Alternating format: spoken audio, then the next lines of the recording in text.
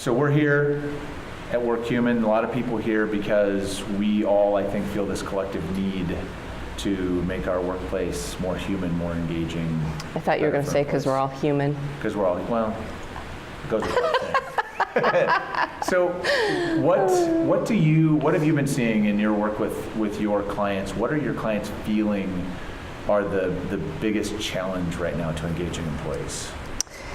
I think just trying to understand how to decipher all of the information and everything that comes at them, and what you really have to focus on in order to move engagement and to really create an experience where your people like, this is where I want to be, this is the work I want to do.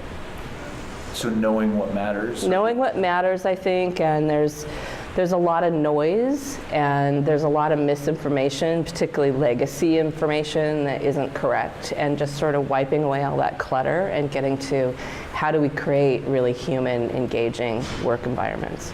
So where does that start? How are they finding their way through that? Well, I have a strong opinion on where they should start. Sure. We think it really has to start with strategy. That you need to create a strategy that is clear but compelling to your people. And compelling in a way that's like, I get up every day because this matters to me, it's bigger than me, I'm part of something. And if you can create that compelling strategy and then tie people's work to it. So they say, hey, the work I'm doing matters, it's moving me and this organization in a direction. If we get that right, and then we create a culture and an environment that lets me do my work without a lot of stress and strain and that type of thing, then we're golden. Awesome. So talk to me about what have you seen, what are you most, I guess, encouraged by in terms of progress you've seen in clients where maybe you've been able to see them start to really make progress or take some action that seems to be really creating that more human workplace, that more engaging experience? Well, I think it is that as we start to see people make decisions that put the human back in the center of our HR programs or policies or processes or any of that, right? So for 3+ years, I've been doing a lot of work in the performance management space since I wrote the book, How Performance Management is Killing Performance and What to Do About It. And with the clients that we're working with, those that have the courage to make the choices to let go of ratings and rankings and stackings and all of those things, and to put employees back at the center and to talk about their development and their growth, and to break up the weirdness we do in compensation and get back to it, like connecting people to market-based pay and the work that they do and those types of things. So I think that's what's all really important. And it takes courage to do those things because it is moving away from legacy. And I see that starting to happen in other spaces of the whole work environment. So I think that's really important. Does that have to start with, I guess, where does that have to start? Because I think one of the, I think about being in conversations with HR leaders, and a lot of the time, who I'm working with or speaking with might be an HR leader who's sort of recognizes the progress that needs to be made, but maybe is stuck with leaders who are really attached to legacy or really attached to that.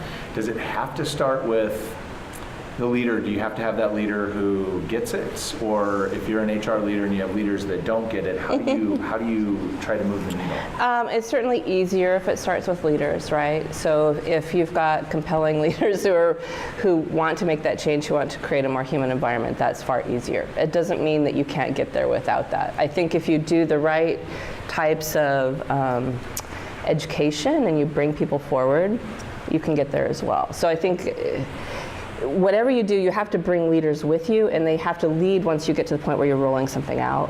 But I think you can educate them through the process as you pull it forward. If you're thinking about, the manager, and I think managers, get a lot, at least my impression is managers tend to get a lot of pressure put on them to engage employees. Right? It's coming from all directions. They get blamed when employees aren't engaged. They don't get credit when employees are, it seems. But if you had a go-to tip or a couple of pieces of advice for a manager on how to improve engagement or be more engaging as a manager, what are they? Well, can I back up for a second? For sure. Because I think you're right. There is a lot of almost blame put on managers, and I think even a lot of the engagement assessment tools and programs turn everything back to the manager, which I actually think is wrong. So if you go back to what I was saying earlier about creating a compelling strategy and creating an environment where people can thrive, that usually starts at the executive team. And I think sometimes our engagement programs let them off the hook and turn it back to the manager and say, hey, you guys go fix this problem. And they're kind of that clay layer in between where they're trying to break through, both sides, and it's very difficult. So I do think that the engagement needs to start at the top and really work with the executives. That aside, if I'm coaching managers and leaders, and of course you're going to not be surprised by this, one of the key things they can lean into is really focusing on development and feedback for their employees. And I mean feedback in a positive, future sensing, how do I help you grow? How do I help you have the impact you want to have at this organization? And a different thinking of feedback than what we've had in the past. And if leaders do that, if they just spend the time connecting with their people, whatever that right cadence is, whether it's daily, weekly, whatever, and that conversation is real and it's about how are we moving together, in a way that helps you advance, helps me advance, helps us accomplish our bigger goals, that's what is going to help managers drive engagement. It's really that simple. It's that human connection. I see you. The work you do is important. I'm here to help you move forward. And if managers just focused on that and keeping it connected to that clear strategy. That's awesome. And so just to boil it down, it's like one of the things I hear in that is like you have to spend time with your people. Like that's, There's that's no way around that. Oversimplified, but I'm always amazed by how often that seems to be like an aha moment for people. It's like, no, you actually need to spend time with them. Right. And then the feedback piece, I want to come back to that a little bit because I know you have a different kind of perspective, I think, on feedback than a lot do. One of the management dogmas, I guess, that we have in place is that we have to give critical feedback. That's part of growth. We can't grow without critical feedback. And so we think as managers, when I'm supposed to spend time with you and give you feedback, that means being critical. No, that's not your take on it. So tell us how you think about feedback. Well, and that is a big problem. So most leaders or managers think that they give more feedback than they do, first off. So they probably aren't giving nearly as much as in their head they think they are, because they're probably running it through their brain a lot, but not actually verbalizing anything very much. And I think a lot of the reason they don't is because there is this misguided idea that it needs to be critical, or I need to tell you what you're doing wrong, or I need to focus on that thing that's broken, which is dead wrong. We need to focus on the thing that is working. We need to focus on the thing that is strength. And so if managers leaned far more into positive feedback, if they were terrified of ever giving any kind of critical feedback and they only gave positive feedback, they would still be far better off. Now, the strongest managers are going to help people move forward and improve and help them identify what's getting in their way, but in a way that, again, isn't with judgment or assessment or I'm evaluating you in a negative sense, but really in helping think about how do I move forward? How do we get whatever is getting in your way of that future self you want to be? How do we together work through that to get that out of your way? And that's the type of feedback that critical, it doesn't really, to me it's not critical then. It's really, it's critical in the sense that it's getting in your way, but it's not critical in the sense that I'm assessing or judging or evaluating you. Because if I do that, there's a good chance I'm wrong anyway. And really what I want to do is sit down and have a conversation and say, here's what I'm seeing. Are you seeing this too? Do we need to kind of figure out how to move past this? And have that conversation, and that's completely different. But even going back to the connections and spending time, it doesn't even have to be feedback time. It can just be, how are you? What are you working on? What's going well?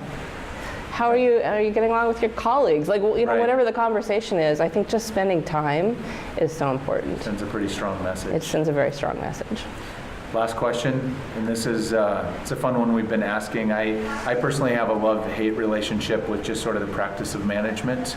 And so one of the questions I've been asking is if you had a magic wand and could sort of wave it and sort of put one practice of management into extinction, make it go away in 2019, a practice or an approach or a mindset, what would it be?